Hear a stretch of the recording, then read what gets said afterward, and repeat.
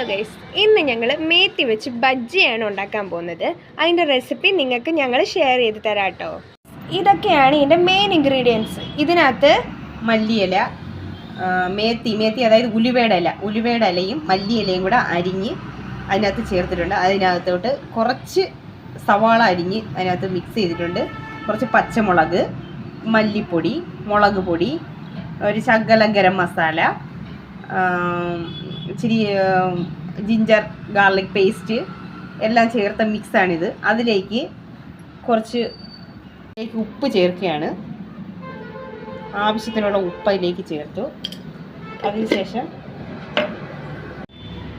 കുറച്ച് സോഡാപ്പൊടി ചേർക്കുകയാണ്. കുറച്ച് സോഡാപ്പൊടി ചേർത്തിട്ട് അതിൻ്റെ മുകളിലേക്ക് കുറച്ച് നാരങ്ങ നീര് പിഴിഞ്ഞൊഴിക്കുകയാണ്. ഇനി അതിലേക്ക് കടലമാവ് ഒരു കപ്പ് കടലമാവ് ചേർത്ത് ഇത് നന്നായി മിക്സ് ചെയ്യാണ്.